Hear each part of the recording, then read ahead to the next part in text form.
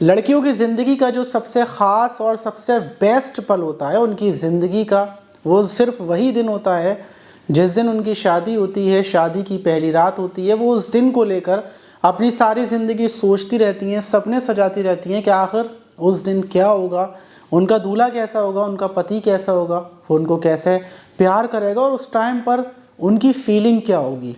इस चीज़ को हर लड़की सोचती है अपने दिमाग में, अपने ख़यालों में, अपनी दोस्तों से डिस्कस करती है। और आज की जो घटना है वो एक ऐसी घटना है जो उस लड़की के साथ शायद उसने कभी भी नहीं सोचा होगा कि ऐसा हो सकता है। एक 17 साल की लड़की की जब उसके माता पिता बड़े ही धूमधाम के साथ विदा करते हैं, वो विदा होकर अपने ससुराल आती है। उसको नहीं पता था कि आखिर उसके साथ क्या होने वाला है। और कुछ ही देर के बाद उसकी ही ससुराल में उसके ससुराल वाले मिलकर उसके साथ गैंग रेप करते हैं। पूरी रात उसके साथ रेप किया जाता है। उसका पति खुद रेप करवाता है, फिर लास्ट में वो भी रेप करता है और पूरा ससुराल मिलकर इस घटना को अंजाम देता है, जिसके बाद लड़की की हालत गंभीर हो जाती है। लेकिन बड़ा सवाल ये बनता है कि आखिर ऐसा कैसे हो सकता है कि एक नई नवेली दुल्हन के साथ उसके ससुराल वाले, उसके जेठ, उसके नंदोई, उसका ससुर उसके साथ रेप करे, वो भी पति खुद करवाए। यकीनन यकीन ना करने वाली बात है, लेकिन ये घटना हमारे देश की है और कैसे हुआ, कहाँ की है, पूरी कहानी जो लड़की ने सुनाई वो हम शुरू से आपको आखिर तक बताएंगे। तो चलते हैं और जानते हैं पूरा मामला। तो दोस्तों, मेरा नाम माज है और जो आज की घटना है वो राजस्थान के अलवर की है। 11 जून को वहीं अलवर में एक लड़की की शादी थी। शादी बड़े ही धूमधाम से की जा रही थी। जो माता पिता थे वो मज़दूर थे और उन्होंने जितना भी पैसा अपनी ज़िंदगी में इकट्ठा किया था वो सारा पैसे से अपनी बेटी की शादी कर रहे थे। उनकी बेटी का नाम नेहा था, जिसकी उम्र महज अभी 17 साल थी। शादी करने की वजह ये थी कि जितना पैसा था उसी पैसों में उनकी शादी हो रही थी। लड़का उन्होंने अच्छा देख रखा था, जिसका नाम झज्जू था, जो खिलोरा का रहने वाला था। उसी के साथ उसका शादी होती है, निकाह होता है। और शादी होने के बाद माता पिता अपनी रोती हुई आंखों से उसकी विदा कर देते हैं। बेटी को लेकर सारे लोगों की विदा हो जाती है। माता पिता को खुशी थी कि उन्होंने बड़ी ही समझदारी से अपनी बेटी की कम उम्र में ही शादी कर दी, क्योंकि क्या पता उम्र बेटी की ज़्यादा होती और ज़्यादा उम्र के बाद कोई परेशानी आ जाती, कोई दिक्कत आ जाती, क्योंकि उनकी 3 बेटियां और थीं, उनकी भी शादी करनी थी, उनके लिए भी पैसा जोड़ना था और माता पिता का कोई इतना अच्छा काम नहीं था। शादी करने के बाद सारे माता पिता और जो लड़की के घरवाले थे वो बड़ी सुकून की नींद सो जाते हैं। लेकिन दूसरे ही दिन जैसे सुबह होती है तो फ़ौरन लड़की के जो माता पिता थे उनका फ़ोन खनखनाने लगता है और वो फ़ोन था लड़की के ससुराल से। फ़ौरन जो लड़की का दूल्हा था, जिसका नाम झज्जू था, वो फ़ोन उठाकर बोलता है कि जो हमारी नेहा है उसकी तबीयत रात से ही ख़राब हो गई है, वो बेहोशी की हालत में है। शायद उसके ऊपर कोई भूत प्रेत का साया आ गया है, क्योंकि वो बेहोशी की हालत में ही बड़बड़ा रही है, चीख रही है, चिल्ला रही है, आप लोग जल्दी से आ जाइए। सुबह सुबह जब माता पिता को ये खबर मिलती है कि आखिर उनकी बेटी के साथ ऐसा हो गया तो वो भी घबरा जाते हैं। लेकिन वो हैरान थे कि आज से पहले तो हमारी बेटी के ऊपर कोई भूत प्रेत नहीं आए। हो सकता है शायद वो पहली बार दुल्हन बनी थी, इतनी सुंदर लग रही थी, तो हो सकता है रास्ते में से, गाँव देहात से कोई भूत उस लड़की के ऊपर लग गया हो। फ़ौरन जो उसके माता पिता थे वो और तमाम रिश्तेदार मिलकर बेटी के ससुराल पहुंचते हैं। वहां पर जाकर नेहा को देखा जाता है तो नेहा बेहोश पड़ी हुई थी, बेड पर पड़ी हुई थी। वो उसे होश नहीं था, बस वो लोगों को चीख रही थी, पंजे मार रही थी, नाखून मार रही थी, बदहवासी की वो हालत में थी।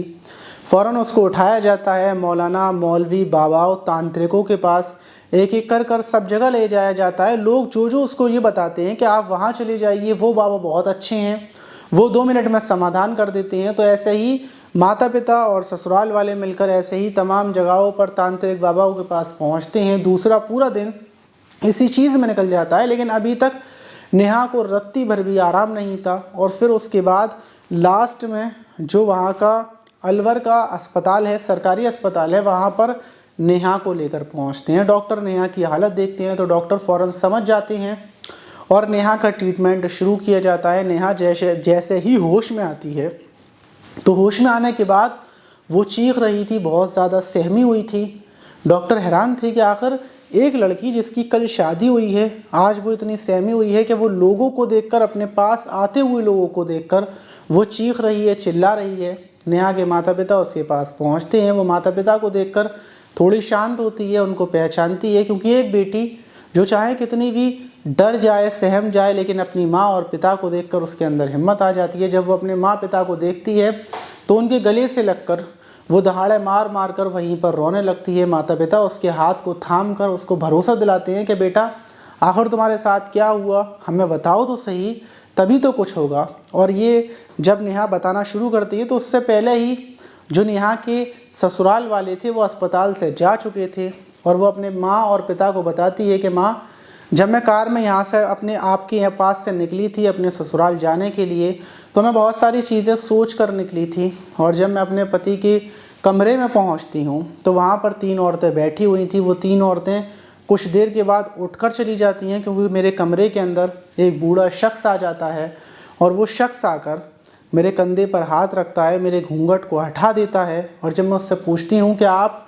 मेरे कौन हैं जो ऐसी हरकत कर रहे हैं, आप मेरे घूंघट को उठा रहे हैं, तो उसके मुंह से शराब की आ रही थी और वो मुझसे कुछ नहीं बोलता, वो बाहर चला जाता है। और उसके बाद मेरा पति आता है, पति मेरे साथ वहीं पर संबंध बनाता है, मुझे कोई परेशानी नहीं होती, सब कुछ नॉर्मल था। लेकिन पति वहाँ शराब पिए हुआ था, और वो शराब के नशे में वहाँ से जैसे ही गेट खोलता है तो अंदर बाहर से 2 लोग अंदर आते हैं, और मेरा पति बोलता है कि ये तुम्हारे नंदोई हैं और ये तुम्हारे जेठ है। वो दोनों अंदर आते हैं और मेरे पति की आंखों के सामने ही वो दोनों ज़बरदस्ती वहीं पर गिराकर मेरे साथ बारी बारी से रेप करते हैं। मैं तमाम चीखने की कोशिश करती हूँ, लेकिन मेरे मुंह को दबा लिया जाता है, और पूरी रात ऐसा ही होता है। आखिर में मेरा ससुर आता है। ये सब लोग शराब के नशे में धुत थे। और सबसे दूसरी बात कि जो मेरा पति था वो मुझसे ये बोल रहा था कि मुझे ये शादी ज़रा सी भी मंजूर नहीं थी, मैंने शादी तो सिर्फ इस वजह से की थी, क्या घर में कोई काम करने वाली आ जाएगी, ये सब कुछ हो जाएगा। और ये बात बोलने के बाद वो लोग बारी बारी से रेप करते हैं और बोलते हैं कि आज से तुम्हारी ज़िंदगी ऐसी ही है। फिर मुझे उसके बाद होश नहीं रहता कि मैं कब बेहोश हुई। ये सुनना था कि माता पिता फ़ौरन पुलिस को फ़ोन करते हैं, पुलिस आती है, जो उसका पति था उसको और जो उसके ससुर को, जेठ को, नंदोई को, चारों को गिरफ्तार कर लिया जाता है। उनसे सख्ती से पूछताछ की जा रही है, और ये भी पता चला है कि जो उसका पति था वो और सारे लोग उस दिन शराब के नशे में थे, और ये जो शादी थी ये सिर्फ एक डील के तौर पर की थी। उन लोगों को शादी नहीं करनी थी। शादी तोड़ने की वजह से जब पति ने संबंध बना लिए तो उसके बाद वो शादी तोड़ता। इस वजह से उसने अपनी पूरी फैमिली से रेप करवाया। वहीं लड़की की हालत ख़राब है। पुलिस ने चारों को उठाकर जेल भेज दिया है और छानबीन कर रही है। जिसको जो भी आरोपी होगा उसको भी गिरफ्तार किया जाएगा। लेकिन बड़ी हैरान करने वाली बात है कि एक लड़की की ज़िंदगी को बर्बाद करने के लिए पहले पूरा परिवार शादी करता है, फिर घर ले आता है, फिर रेप करता है। जब आपको लड़की पसंद नहीं आई थी तो आप मना कर सकते थे, उसको लेकर ना आते, आप लेकर आए। वजह ये भी थी कि जो पति था उसको ये लगा था कि ये लोग अपनी लड़की के साथ उसको बहुत सारा दहेज देंगे, गाड़ी देंगे, मोटरसाइकिल देंगे, पैसा देंगे, इन सारी चीज़ों की वो उम्मीद कर कर बैठा था। लेकिन शादी सिंपल हुई, सादा हुई। इस वजह से उसने अपना सारा गुस्सा उस लड़की के ऊपर उतार दिया, और जो पैसे उसके पिता ने, नंदोई, जेठ ने खर्च किए थे वो सारी चीज़ें वहाँ पर वसूल करवा दी। तो आज के टाइम में ऐसा ही चल रहा है।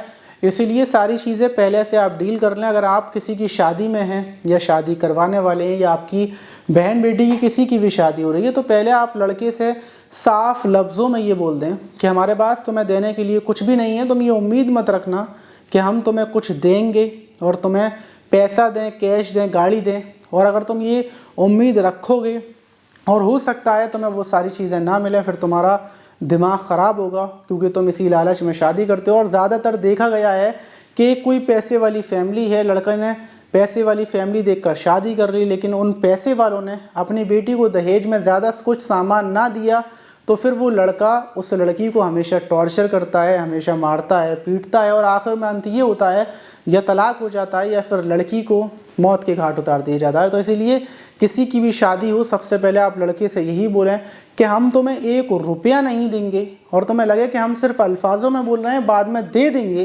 तो इस उम्मीद में मत रहना, ना हम बाद में देंगे ना अभी देंगे। अगर तुम्हें शादी करनी है तो करो, वरना रहने दो। ये अल्फाज आपकी बेटी की, आपकी बहन की, आपके रिश्तेदार की, उस लड़की की ज़िंदगी को बचा सकते हैं। अगर वो लड़का अच्छा होगा तो शादी करेगा, और नहीं अच्छा होगा तो नहीं करेगा, और जब बेकार होगा तो हमें किस बात का दुख करना।